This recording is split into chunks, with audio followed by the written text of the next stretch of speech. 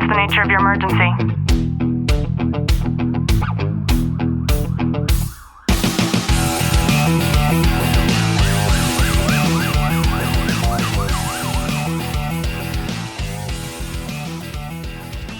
Welcome back to the Tactical Living Podcast. I'm your host, Ashley Wilton, joined by Sergeant Wilton. Clint, how are you? I'm good. So, first responders are natural storytellers, whether they realize it or not. But this is a trait that I think you really delve into a lot as your career continues. And a lot of this has to do with not only hearing people's stories, but then also being able to recant them when you're doing your reports. I think I've taught a lot of my trainees and newer officers this whole mindset, because they get so caught up in this realm of it has to be on this date and time, XYZ. And you need to be able to articulate a story and explain it to where when you're reading your report, when someone else is reading your report, you can almost put yourself in that situation and see, okay, this is how this incident went down, instead of just being very plain and nondescript. Yeah, and I think that whether you're a first responder or not, maybe you've been around a first responder, you know that a lot of the times that natural storytelling has a way of manifesting itself in war stories. And some stories have this way of being able to help process trauma, but I feel like others help to sort of quietly reinforce it. Also, I think there's a key point that is important to remember, especially with older, more experienced officers. There's times where you're sharing war stories and you're telling your guys, you're explaining the situation, how it happened, and they're like, wow, that you guys used to be able to do that, and then now you can't necessarily get away with certain aspects of it. Well, I think too that as a supervisory position, a lot of times these war stories can be really beneficial. That's why when you go to the academy, you'll see a lot of those officer involved shooting videos and things like that are utilized as educational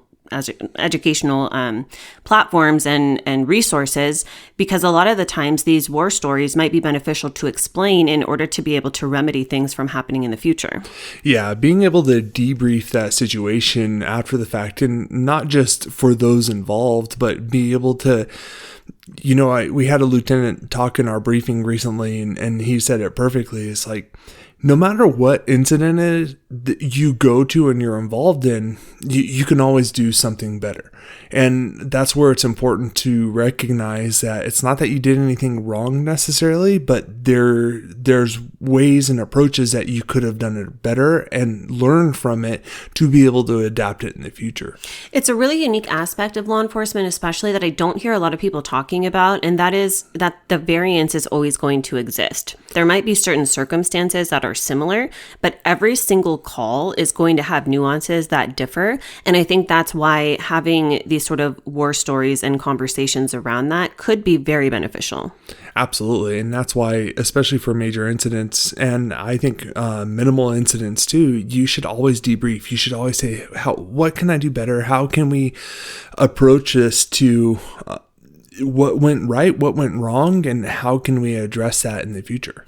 Now, I'm also thinking about those individuals that need this sort of attaboy reconfirmation by having the ability to tell their war stories. The people that have a chip on their shoulder and that's the only thing that you hear come out of their mouth. They use it as a crutch a lot of the times. So I thought it would be helpful to be able to go over when storytelling helps and then when storytelling might become harmful. I think that storytelling can also help to be able to build this sort of connection with your team. When you're telling job-related stories, it can foster a level of trust and a certain level of understanding, especially in these close-knit units. Yeah, being able to expand on the pros and cons with anything that happened, but being able to debrief that major incident and talk about it to teach your younger generation coming through is very important, because and I think, and I want to make sure I say this too, is exaggeration in these incidents isn't always helpful, because I know a lot of people who embellish, and I don't want to say embellish is the wrong word. They exaggerate the incident to make it sound better than it really is. Yeah, another aspect of this is normalizing emotions. So when you share intentionally, I think that a lot of the time stories can validate your emotional reaction to difficult calls, and it can even help to be able to prevent isolation, not only for yourself, but for other people who are listening in on the story. Yeah, because you don't know how an individual call is going to affect one another. Like you could go there and be perfectly fine with that incident to where one of your guys or gals is not handling it necessarily because you don't know their life circumstance or what kind of how it's impacting them. I'm thinking about the this and that scenario when it comes to being able to teach and then mentor others. And I know that for a lot of first responders who are new, listening to certain war stories can offer lessons, it can offer caution, and even perspective. And on that opposite side of it is it can also offer of, oh, you did that, so that makes it okay for me to do that, where that's not always the case. And I think it's being able to have those conversations and say, look, this is what happened then, and this is where I should have done XYZ instead. Yeah, a lot of times storytelling can become harmful. And I think sometimes when you identify a first responder who's sort of replaying the trauma on a loop, they're reliving the worst call repeatedly, it can keep your nervous system in that heightened state of really just stalling the healing. Being able to recognize that with your partners and whoever you're talking about, if you start seeing that repetitive nature, it's being like sitting down with them and saying, hey, so let's go into detail. Let's figure out what's causing this story to keep coming up, because I've heard it come out of your mouth like 10 times now. You mentioned exaggeration, and something I'm thinking about is the element of glorifying risky behavior. So there's a lot of times where stories can celebrate poor judgment or even recklessness, and that might reinforce unhealthy coping mechanisms, not only with that individual, but with other people too. Yeah, being able to address those issues and kind of work through them together and be there for one another and explain to them and just kind of see what's happening with this incident for you. Something else that can be harmful is you can inadvertently alienate the people that you love or that you care about. So if you're telling too much or you're telling something in the wrong setting, it can create an emotional distance between things like you and your spouse, your children, or even your friends who don't fully understand the dynamics of your job. Sharing certain instances and stories might not resonate with those in your family, and you have to know your audience. I think that's the biggest takeaway with it, is know your audience. You're not going to share a specific story or go into detail with someone who may be sensitive to that stuff. Yeah, it's funny you mentioned that, because that's the first thing that I have on here on ways that are going to be healthy to be able to share your stories. So asking yourself something like, is this story helping the person that I'm telling it to, or am I just venting? And then kind of make those adjustments accordingly.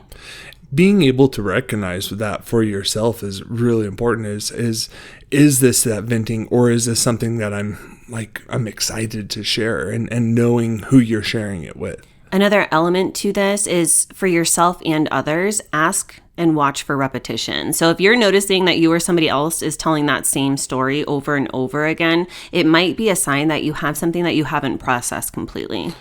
I talk to my guys regularly and on kind of severe instances, whether it's a like a hot call or a really intense call, and then I talk to them later on in the future, and when like I bring up homicides, oh, do you remember the first shooting you went on? Do you remember the first homicide you went on? All that type stuff.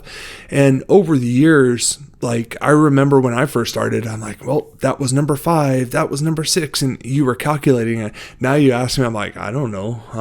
I don't remember how many I've gone to, and it's not just because I've gone to so many. It's just because it's not something new for me. Yeah, well, you have gone to so many. Yeah. Another thing too is something that's helpful is to process first and then share it later. So you can do this on your own. You can talk to a peer support team, a therapist, a chaplain. You can kind of cycle through things before you feel the need to be able to share it with anybody. And I think that's a really key point. And you're seeing a lot of agencies kind of turn to this when you're involved in a major incident, like an officer-involved shooting or something like that. I remember when I first started, if you got into an officer-involved shooting, you provided a statement, and a part of your your recollection of what happened like immediately after, where it's actually been proven to be more helpful to let the officer go home and sleep on it and kind of decompress, talk to peer support, talk to a counselor, talk to what you need to before you provide that statement. Something that you do really great is you have this ability to be able to balance with your positives. So for every heavy story, you also try to share something uplifting or funny or meaningful. And for you, even in tragedies, you know that not every story necessarily has to be dark. Being able to make a positive spin on it has been huge for me, because you're not holding on to that heaviness of whatever that situation is. Yeah, in the world of first responders, or anybody really, I think that storytelling can be one of the most powerful tools for connection. But of course, we do require that we use things intentionally. I hope you've gotten some value out of today's episode. If you have, do us a favor, drop a review, subscribe down below, and as always, know that I'm sending you a long, tight hug from my home to yours.